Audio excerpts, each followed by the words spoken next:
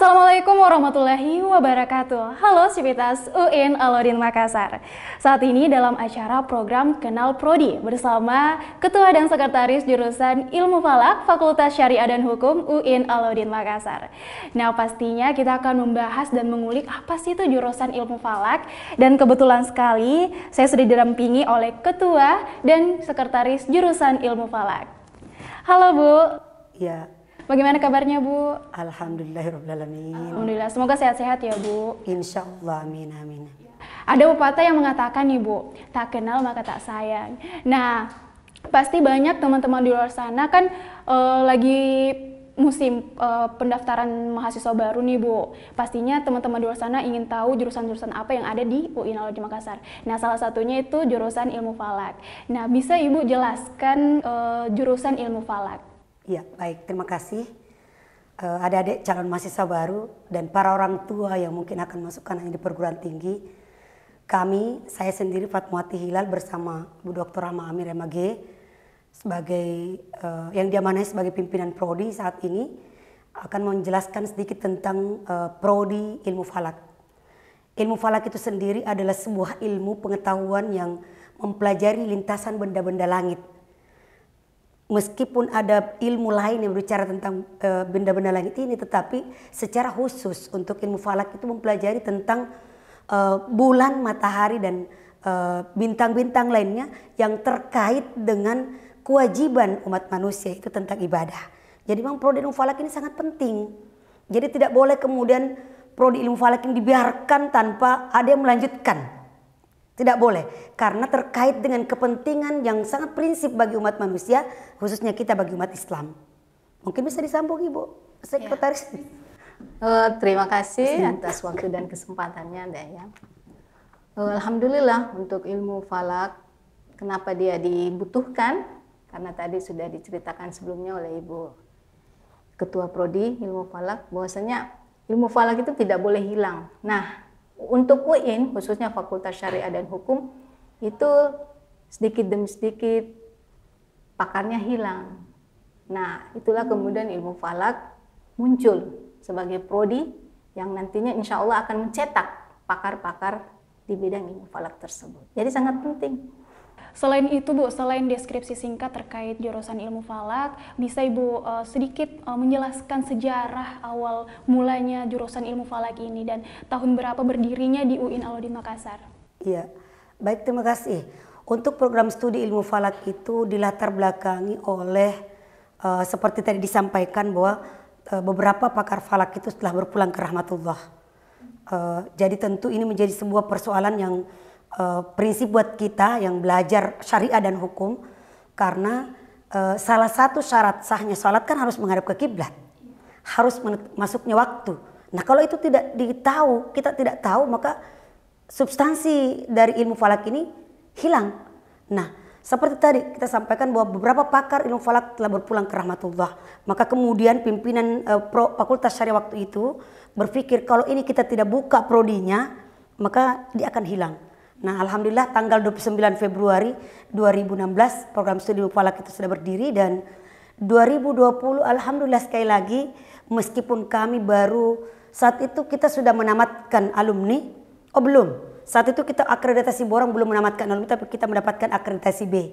Jadi adik-adik orang tua yang memasukkan anaknya di program studi ilmu falak, dosa khawatir, kita sudah mengantongi akreditasi B untuk program studi ilmu falak. Karena jurusan Ilmu Falak berdiri di tahun 2016, nah sampai sekarang, kalau bisa dijelaskan Bunda atau diceritakan apa saja sih keunggulan yang dimiliki jurusan Ilmu Falak khususnya di UIN Alauddin Makassar?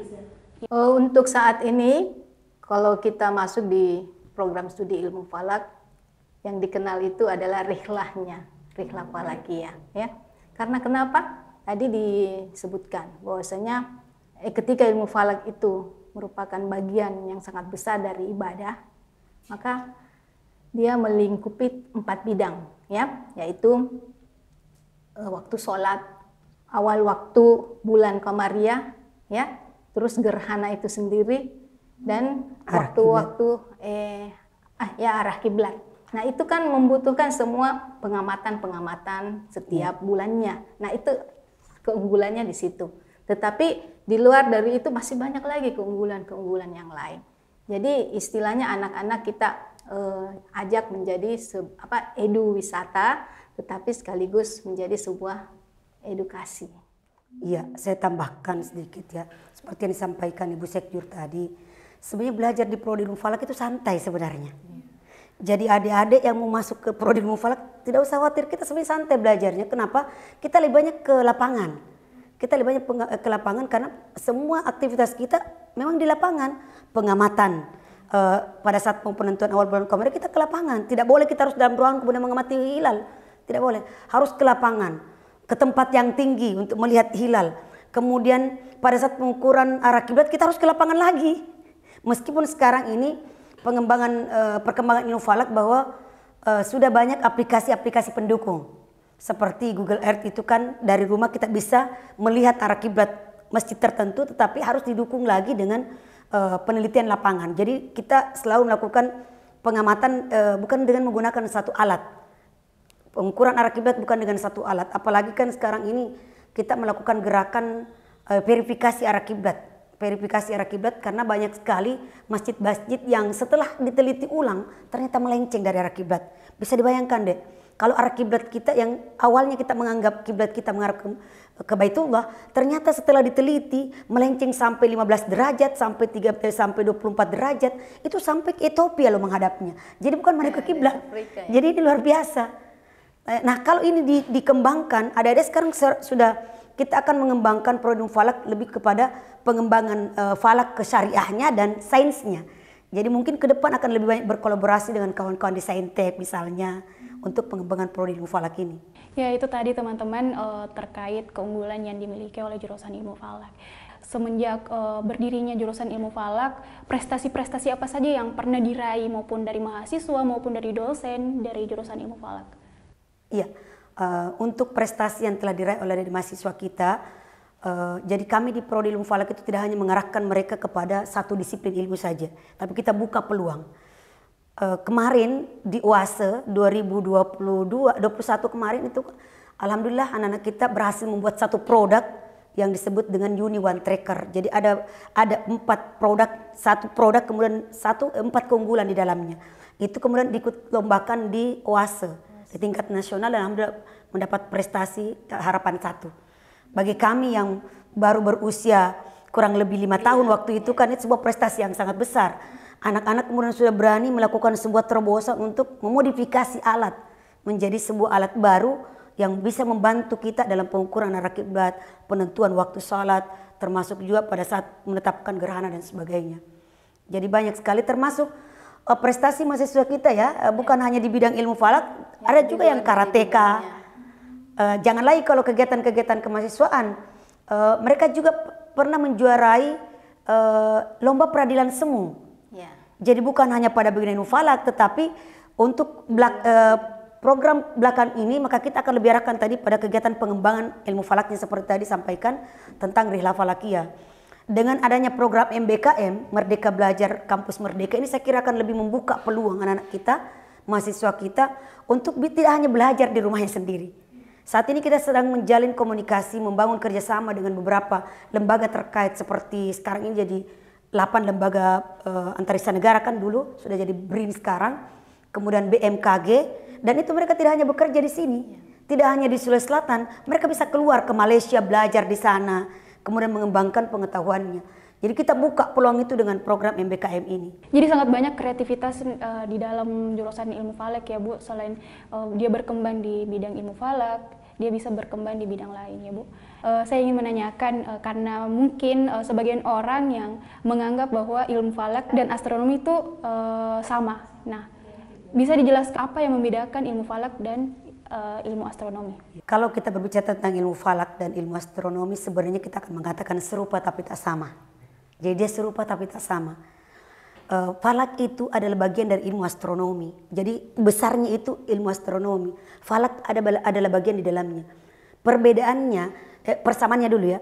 Persamaannya sama-sama meneliti tentang benda-benda langit. Jadi angkasa raya ini. Jadi Allah memberikan angkasa raya yang sangat luas untuk kita kaji. Bukan kita hanya tatap begitu saja. Ketika kita menikmati keindahannya, tentu ada yang Allah ingin perlihatkan kepada kita. Lalu kemudian perbedaannya, jadi sama-sama mengamati benda-benda langit. Perbedaannya, ilmu falak itu hanya fokus pada 4 hal tadi. Tentang penentuan arah kiblat, penentuan waktu sholat, kemudian masuk ke gerhana, dan yang satu lagi Kak? Ada 4, hanya 4 itu tadi. Dengan penentuan awal bulan Komariah. Nah ini sebentar kan orang falak yang belajar ini kan akan masuk lagi. Melihat hilal untuk penetapan waktu awal Ramadan. Bagi orang yang belajar ilmu falak sudah tahu, oh tanggal sekian ini kita akan ada perbedaan. Dengan berbagai disiplin, dengan mazhab yang berbeda tentang ilmu falak itu sendiri. Jadi kita sudah pelajari itu semua. Jadi kalau falak tadi fokusnya ke 4 hal ini terkait dengan ibadah manusia, astronomi lebih luas. Lebih luas, tetapi kemudian belakangan ada orang yang mengatakan tidak perlu lagi dipisahkan antara falak dengan ilmu astronomi. Mungkin kalau secara khusus ke falak maka kita akan menambahkan ilmu astronomi Islam. Iya, di sebagian dari, dan salah satu keunggulan sebenarnya itu karena ilmu falak saat ini baru 5 prodi ilmu falak yang ada di Nusantara. Salah satunya di UIN Alauddin Makassar. Baru 5 di Indonesia, Dek. Jadi saya kira ini jadi sekarang ini sebagian besar kawan-kawan kita di perguruan tinggi Islam juga sedang mengajukan pembukaan prodi ilmu falak. Bagi kami bukan menjadi tantangan, tapi kami merasa senang karena itu berarti semua kita semakin memperhatikan ilmu falak. Selaku ketua jurusan, mungkin bisa Bunda jelaskan apa sih yang menjadi daya tarik secara spesifik dari jurusan ilmu falak itu sendiri? Saya kira tadi saya sudah jelaskan bahwa prodi ilmu falak ini tidak belajar di satu ruang. Dia belajar di ruang yang berbeda. Bahkan semakin asyik ketika kita belajar di angkasa. Jadi terkadang kita bawa anak kita ke pantai. Tengah malam semakin gelap suasana alam itu semakin asyik untuk belajar ilmu falak. Semakin asyik. Semakin tingkat kegelapan semakin. Jadi ini jangan kalau begitu bahaya ini. Karena gelap-gelapan. Tapi di situ kita menggunakan alat yang kemudian meneropong benda-benda langit. Lalu kita mengetahui, oh ini suasana saat ini ada planet ini di bagian ini. Itu adik-adik pelajari. Jadi kalau kita memang menjelaskan ke adik-adik tentang ini, mereka kalau kita tidak jelaskan secara panjang lebar, mereka bingung sebenarnya falak ini apa sih? Malah ada yang mengatakan itu falak yang kayak film hantu itu kan? Ya film horor itu. Ya karena hanya taunya cerita di film itu yang sama judulnya, padahal sebenarnya berbeda. Falak itu ilmu yang sangat prinsip. Nah kalau kita berpikir sesuatu yang prinsip dalam syariah, maka ayo rame-rame kita masuk ke prodi ilmu falak. Apa saja program pengembangan secara internal di dalam ilmu falak itu sendiri? Karena ilmu falak itu adalah bagian daripada prodi yang ada di Fakultas Syariah dan Hukum, tentunya dia tidak berbeda dengan prodi-prodi yang lain dalam hal menimba pengetahuan, sehingga kurikulumnya disusun secara apik, ya, bagaimana kebutuhan mahasiswa-mahasiswa yang bergabung di prodi ilmu falak tersebut. Misalnya seperti ini, kita semuanya menerima mata kuliah ilmu hadis, ilmu tafsir, ya. Semua prodi yang ada di Fakultas Syariah terima itu. Tetapi yang membedakan antara prodi satu dengan prodi lain adalah substansinya. Jadi ilmu falak itu akan mempelajari ilmu hadis yang terkait dengan falak itu. Tafsir juga seperti itu, ya. Begitu juga dengan fikihnya. Usul fikih diarahkan juga sebagai menjadi metode alat ijtihad mereka. Nantinya ketika barusan tadi saya mengajar hukum pidana Islam di prodi ilmu falak semester 4. Mereka bertanya apa hubungannya hukum pidana Islam dengan ilmu falak. Itu erat sekali kaitannya. Karena kenapa? Ketika kita melakukan pengamatan misalnya, kan ada hal yang pernah terjadi.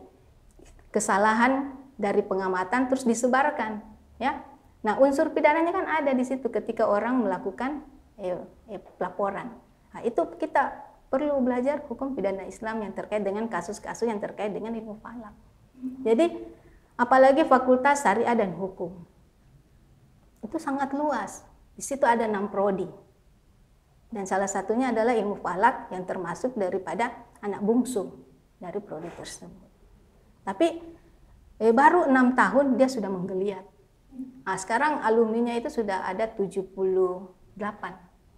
Dan alhamdulillah mereka semua itu memiliki keinginan untuk mengembangkan ilmu falak ke depan, karena kita juga terutama Ibu Kaprodi yang begitu bersemangat untuk memberikan mereka motivasi, support yang besar agar mereka kembali nantinya.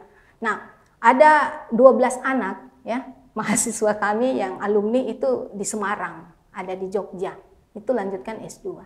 Insya Allah ke depan mereka kembali, ya kita tinggalkan ilmu falak, mereka lah yang lanjutkan. Seperti itu luar biasa, karena kenapa? Di sana ada juga yang tinggal belajar, ini terkait dengan program MBKM. 2 pekan mereka begitu antusias mempelajari dari pakarnya langsung, yaitu Pak Kiai Dr. Andes Mutoha Arkanuddin. Nah, itu dikenal. Dan alhamdulillah anak-anak itu mau belajar menciptakan alat-alat seperti apa. Kalau di sini yang satu hal lagi yang sangat menarik di ilmu falak adalah membuat kalender. Itu penanggalan. Jadi kalau 4 tadi dikatakan bidang ibadahnya, ditambah 1 lagi, penanggalan. Nah, itu sangat dibutuhkan, entah itu penanggalan Masehi maupun penanggalan Hijriyah. Tadi disebutkan ada 70-an ya Bunda, alumni. Nah, untuk gambaran setelah menjadi alumni Bunda, nah karir apa saja yang bisa didapatkan khususnya dari jurusan ilmu falak? Saya kira yang selama ini jadi fokus kita untuk mengarahkan mahasiswa adalah mereka menjadi pakar hukum Islam.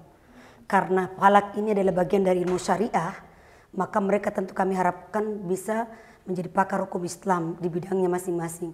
Mereka ini bisa loh jadi penyuluh agama, bisa jadi penghulu, bisa jadi takmir masjid, itu ada bidangnya tersendiri Kementerian Agama.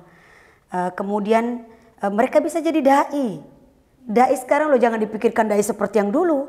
Ya, dai falak ini harus dikembangkan ke depan. Mereka yang bicara tentang angkasa raya lalu kemudian masukkan kaitan kajian-kajian falaknya di dalam. Jadi banyak hal termasuk yang kita kembangkan saat ini supaya mahasiswa kita tidak tergantung pada PNS, ya kan? Adalah bagaimana menumbuhkan mereka menjadi entrepreneur falak. Jadi peneliti media falak, mereka menjadi peneliti. Karena banyak hal yang harus dikaji dari program studi ilmu falak ini. Jadi bukan hanya bergantung harus jadi PNS atau jadi hakim dan sebagainya dari syariah itu, tapi mereka harus berani menciptakan lapangan kerja sendiri. Ini yang sedang kami bangun. Karena ke depan saya kira persaingan ke sana itu sangat ketat. Jadi kalau kita mengkader atau melahirkan anak-anak yang ingin mendaftar jadi PNS, tidak akan sampai termuat. Karena yang meninggalkan tidak bersamaan banyak. Sementara yang selesai ribuan dalam setahun. Jadi ini yang kami pikirkan ke depan. Makanya kami lakukan seperti Rihla Falakiyah tadi. Membuka wawasan anak-anak kita. Bagaimana falak itu sangat dibutuhkan di tengah-tengah masyarakat. Sehingga mereka merasa tidak merasa nyaman begitu. Saya tidak enak dengan prodi ilmu falak, tapi dia harus bangga dengan studi di prodi ilmu falak. Nah, untuk teman-teman khususnya calon mahasiswa baru tidak perlu khawatir apa sih nanti yang akan dia kerjakan setelah lulus, khususnya di jurusan ilmu falak. Tadi sudah dijelaskan bahwa prinsip utamanya itu keluaran dari ilmu falak itu akan menjadi pakar hukum Islam. Ya, bisa disebutkan untuk pendaftaran mahasiswa baru jurusan ilmu falak itu tersedia di jalur apa saja sih? Ada 3 ya untuk pendaftaran kedepannya, yaitu SPAN, kita sudah tahu. Terus yang kedua adalah UMPTKIN dan UMN. Nah, itu 3 jalur yang mereka bisa nantinya mendaftar di situ. Jadi ada 3 jalur ya Bunda, SPAN, UMPTKIN, dan UMM. Jadi itulah tadi teman-teman 3 jalur yang bisa teman-teman daftar. Itu yang pertama SPAN PTKIN, yang kedua UMPTKIN, dan yang terakhir yaitu UMN, yaitu jalur mandiri. Ya, itulah tadi sedikit bincang-bincang terkait jurusan ilmu falak. Nah, saya ucapkan terima kasih ya Bunda Ketua Jurusan Ilmu Falak dan Ibu Sekretaris Jurusan Ilmu Falak. Ya teman-teman, itulah tadi sedikit bincang-bincang kami terkait apa sih itu jurusan ilmu falak. Ya, semoga bisa menjadi informasi khususnya buat calon mahasiswa baru. Ya, sekian. Wassalamualaikum warahmatullahi wabarakatuh.